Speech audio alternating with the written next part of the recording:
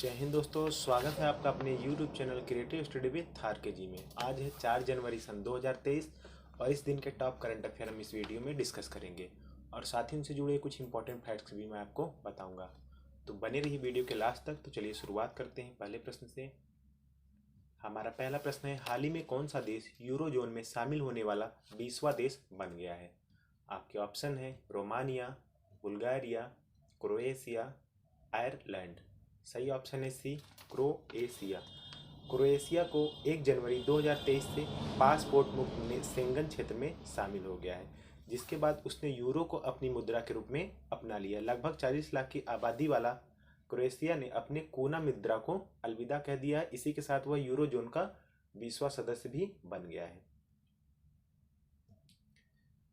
बात करें यूरोपीय संघ की, तो इसका मुख्यालय बेल्जियम की राजधानी ब्रुसेल्स है। इसकी स्थापना 1 नवंबर 1993 को हुआ था।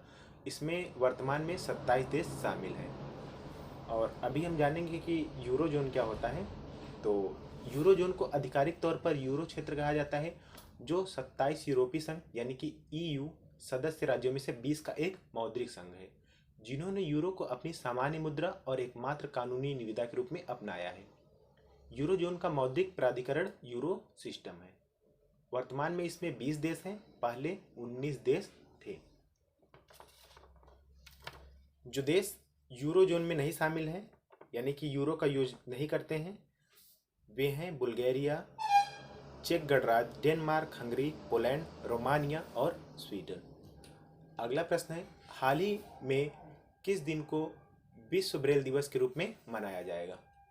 आपके ऑप्शन है 1 जनवरी, 2 जनवरी, 3 जनवरी, 3 जनवरी और 4 जनवरी। सही ऑप्शन है डी, 4 जनवरी। यानी कि विश्व ब्रेल दिवस प्रतिवर्ष 4 जनवरी को ब्रेल के आविष्कारक लुई ब्रेल के जन्मदिन पर मनाया जाता है। यह दिन अंधे और दृष्टिबाधित लोगों को पढ़ने और लिखने में मदद करने में लुई ब्रेल के योगदान को पहचानता है।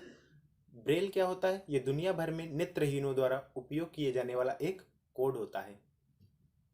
इंपॉर्टेंट फैक्ट्स यानी इंपॉर्टेंट डेट्स की बात करें तो 1 दिसंबर को विश्व एड्स दिवस, सीमा सुरक्षा बल स्थापना दिवस। इसके अलावा जो करंट में जो दिवस मनाया गया वो 1 जनवरी को वैश्विक परिवार दिवस मनाया गया है। और वैश्विक परिवार दिवस की अगर थोड़ी सी हम बात करें तो इस वर्ष का इसका जो थीम था वो था परिवार एक साथ एक उज्जवल भविष्य के लिए लचीलापन निर्माण। ये इसका थीम था किसका? वैश्विक परिवार दिवस का। और बाकी डेट्स आप देख सकते हैं। अगला प्रश्न है, हाल ही में RBI ने किस बैंक को घरेलू बैंक के रूप में चुना है? आपके ऑप्शन है SBI, HDFC, ICICI बैंक और डी ऑप्शन है उपयुक्त तीनों या ऑल ऑफ दीज। तो सही ऑप्शन है डी, यानी कि RBI ने सार्वजनिक क्षेत्र के SBI और निजी क्षेत्र के ICICI बैंक और HDFC बैंक को फिर से प्रणालीगत रूप से महत्वपूर्ण घरेलू बैंकों यानी कि DSIB यानी कि डोमेस्टिक सिस्टमेटिकली इम्पोर्टेंट बैंक के रूप में चुना है। इससे पहले 2021 में भी RBI ने इन तीनों बैंकों को DSIB के रूप में चुना था। इम्पोर्टेंट फैक्ट्स की बात करें तो RBI की स्थापना 1 अप्रैल 1935 को हुई थी। इसकी ऑनरशिप मिनिस्ट्री ऑफ फाइनेंस यानी कि गवर्नमेंट ऑफ इंडिया के पास रहती है और इसके गवर्नर प्रेजेंट टाइम में शक्तिकांत दास है। SBI की बात करें तो इसके चेयरपर्सन दिनेश कुमार खारा और इसकी स्थापना 1 जुलाई 1955 की हुई। HDFC की बात करें तो इसके प्रेजेंट टाइम में CEO शशिधरन जगदीशन हैं और इसकी स्थापना अगस्त 1994 में हुई और इसका हेडक्वार्टर मुंबई में है। वहीं अगर हम ICICI की बात करें तो इसका पूरा नाम है industrial credit and investment corporation of India. इसके CEO प्रेजेंट टाइम में संदीप बख्शी हैं, जो कि 15 अक्टूबर 2018 से लगातार अभी हैं। इसका हेडक्वार्टर भी मुंबई में है और इसकी स्थापना 1994 को वडोदरा में किया गया था। अगला प्रश्न है, कौन सा शहर मई 2023 तक भारत का पहला 100% सीवरेज सुविधा वाला शहर बन जाएगा? ऑप्शन है लखनऊ, बेंगलुरु, इंदौर, हैदराबाद। सही ऑप्शन है डी, यानी कि हैदराबाद। तेलंगाना के नगर पालिका प्रशासन और शहरी विकास आईटी और उद्योग मंत्री केटी रामाराव के अनुसार हैदराबाद अगले अप्रैल मई तक 100% सीवरेज सुविधा वाला भारत का पहला शहर बन जाएगा। इससे जुड़े इंपॉर्टेंट फैक्ट्स की बात करें तो तेलंगाना जो कि जिसकी राजधानी हैदराबाद है, इसकी स्थापना दिवस 2 जून 2014 को हुआ था, जो कि आंध्र प्रदेश से अलग हुआ था। इसके राज्यपाल तमिलिसई सौंदरराजन हैं, मुख्यमंत्री यहाँ के चंद्रशेखर राव। और बात करें तेलंगाना के राष्ट्रीय उद्यान की तो यहाँ पे कुछ हैं: Amrabad tiger reserve, Nagarjuna Sagar Srisailam tiger reserve, KBr यानी कासु ब्रह्मानंद रेड्डी राष्ट्रीय पार्क, पाखल वन्यजीव अभ्यारण्य और कंवल वन्यजीव अभ्यारण्य। अगला प्रश्न है, हाल ही में किस राज्य ने मुख्यमंत्री सुखाश्रय सहायता कोष की शुरुआत की है? ऑप्शन है उत्तर प्रदेश, छत्तीसगढ़, राजस्थान, हिमाचल प्रदेश। सही ऑप्शन है डी, हिमाचल प्रदेश। हिमाचल प्रदेश के हाल ही में जो मुख्यमंत्री बने हैं सुखविंदर सिंह सुक्खू ने 1 जनवरी 2023 को 101 करोड़ रुपए के लागत के साथ मुख्यमंत्री सुखाश्रय सहायता कोष का शुभारंभ किया। इस योजना का उद्देश्य जरूरतमंद बच्चों और निराश्रित महिलाओं को उच्च शिक्षा की सुविधा प्रदान करना है। इम्पोर्टेंट फैक्ट्स की बात करें तो राज्य में जो डिस्ट्रिक्ट की संख्या है वो 12 है। यहाँ के राज्यपाल राजेंद्र विश्वनाथ अर्लेकर जी हैं, राजधानी इसकी शिमला है। और हाल ही में यहाँ पर भारत अमेरिका संयुक्त विशेष बल अभ्यास वज्र प्रहार का 13वां संस्करण हिमाचल प्रदेश के बकलोह में संपन्न हुआ। और दुनिया की सबसे ऊंची सुरंग का निर्माण सीमा सड़क संगठन यानी बीआरओ द्वारा सिंकुला दर्रे पर 16,580 फीट पर किया जाएगा। यह सुरंग हिमाचल प्रदेश को लद्दाख से जोड़ेगी। इस बात का भी आपको ध्यान रखना है कि वज्र प्रहार भारत और अमेरिका के बीच में हिमाचल प्रदेश में हुआ था। अगला प्रश्न है, हाल ही में किस राज्य या केंद्र शासित प्रदेश में साड़ी महोत्सव विरासत का दूसरा चरण शुरू किया गया है? ऑप्शन है मेघालय, छत्तीसगढ़, राजस्थान, नई दिल्ली। सही ऑप्शन है डी, नई दिल्ली। विरासत भारत की हाथ से बुनी 75 साड़ियों का उत्सव है, जिसका पहला चरण 16 दिसंबर 2022 से शुरू होकर 30 दिसंबर 2022 को संपन्न हो चुका है। इंपॉर्टेंट फैक्ट्स की बात करें तो साड़ी महोत्सव विरासत का दूसरा चरण भारत की 75 हाथ से बनी साड़ियों का उत्सव 3 से 17 जनवरी 2023 से नई दिल्ली में शुरू होगा।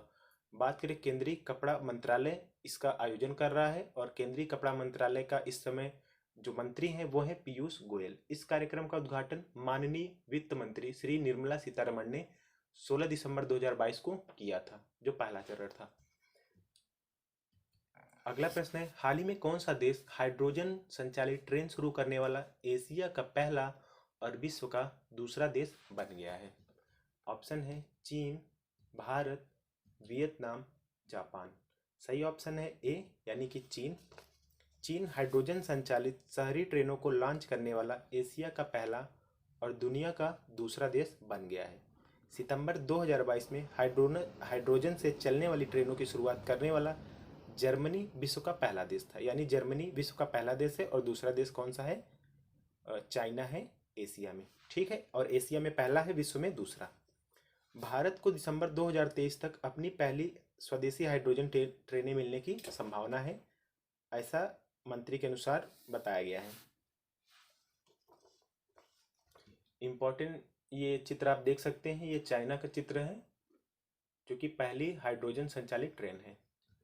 और इम्पोर्टेंट फैक्ट्स की बात करें तो चाइना की कैपिटल बीजिंग है, करेंसी वहाँ के रेनमिनबी है और जिसे युआन भी कहा जाता है। प्रेसिडेंट यहाँ के सी जिनपिंग है। हाल ही में चीन में 119 मिलियन वर्ष पुराने चोंच वाले पंछी यानी कि कन्फ्यूशियस सॉर्निस सिफान के जीवाश्म अवशेष खोजे गए थे, ये भी आपको ध्यान में रखना है। और 2019 में सभी को पता है कोरोना वायरस का पता हाल ही में मतलब चीन में चला था और वहीं पे एक और जेनेटिक वायरस लैंगिया की भी खोज की गई थी। अगला प्रश्न है, हाल ही में किस राज्य ने राजस्व पुलिस प्रणाली को समाप्त करने का निर्णय लिया है? ऑप्शन है उत्तराखंड, राजस्थान, बिहार, झारखंड। सही ऑप्शन है उत्तराखंड। उत्तराखंड सरकार ने राज्य में राजस्व या पटवारी पुलिस प्रणाली को समाप्त कर दिया है। यह 3 जनवरी 2023 को पुष्कर सिंह धामी द्वारा अधिसूचित किया गया था, मतलब सरकार द्वारा अधिसूचित किया गया कि ये प्रणाली क्या हो जाएगा, पूरी तरह से समाप्त हो जाएगा। सभी राजस्व गांव अब नियमित पुलिस व्यवस्था के अधीन होंगे। और मुख्यमंत्री कार्यालय के अनुसार उत्तराखंड के 1800 राजस्व गांव 1800 राजस्व गांव में कानून व्यवस्था अब राज्य पुलिस संभालेगी। इंपॉर्टेंट फैक्ट्स की बात करें तो उत्तराखंड के मुख्यमंत्री पुष्कर सिंह धामी ने राष्ट्रीय खेल दिवस के अवसर पर मुख्यमंत्री उद्योग खिलाड़ी उन्नयन योजना का भी शुभारंभ किया था। उत्तराखंड ने 2020 में हल्द्वानी में एक जैव विविधता पार्क भी खोला था। अगला प्रश्न है, हाल ही में कौन सियाचिन में सक्रिय रूप से तैनात होने वाली पहली महिला अधिकारी बन गई है? ऑप्शन है शालिजा धामी, कैप्टन मीरा देवी, कैप्टन शिवा चौहान या इनमें से कोई नहीं। सही ऑप्शन है सी, यानी कि captain Shiva Chauhan. Fire and fury corps अधिकारी कैप्टन शिवा चौहान सियाचिन ग्लेशियर पर कुमार पोस्ट के सबसे ऊंचे युद्ध के मैदान में सक्रिय रूप से तैनात होने वाली पहली महिला अधिकारी बनी है। इम्पॉर्टेंट फैक्ट्स ये चित्र में आप देख सकते हैं, ये सियाचिन की तस्वीर है। इसमें पहली महिला अधिकारी कैप्टन शिवा चौहान हैं। इम्पॉर्टेंट फैक्ट्स की बात करें तो सियाचिन ग्लेशियर काराकोरम रेंज में स्थित है। यह 75 किलोमीटर लंबा है, जो तजाकिस्तान में स्थित फेंड चेको ग्लेशियर के बाद दुनिया का दूसरा सबसे बड़ा गैर ध्रुवीय ग्लेशियर है। सियाचिन ग्लेशियर पृथ्वी पर सबसे ऊंचा युद्ध का मैदान है। विवादित सियाचिन ग्लेशियर पर पाकिस्तान की सेना के नियंत्रण करने की आशंका से 13 अप्रैल 1984 की सुबह सशस्त्र बलों द्वारा ऑपरेशन मेघदूत शुरू किया गया था। यानी आपको ये भी याद रखना है कि सियाचिन ग्लेशियर पर एक ऑपरेशन हुआ था जिसका नाम क्या है? मेघदूत। अगला प्रश्न है, हाल ही में राष्ट्रपति द्रौपदी मुर्मू ने किस राज्य में संविधान उद्यान का उद्घाटन किया है? ऑप्शन है अरुणाचल प्रदेश, झारखंड, राजस्थान, उत्तर प्रदेश। सही ऑप्शन है सी, राजस्थान। राजस्थान में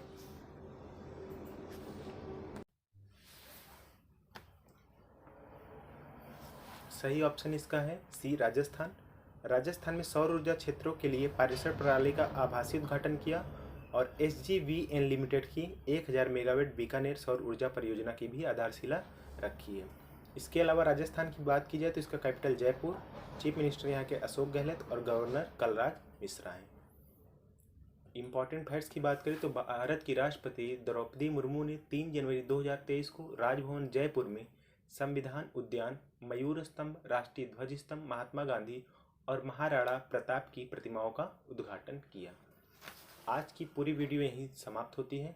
पूरा वीडियो देखने के लिए धन्यवाद।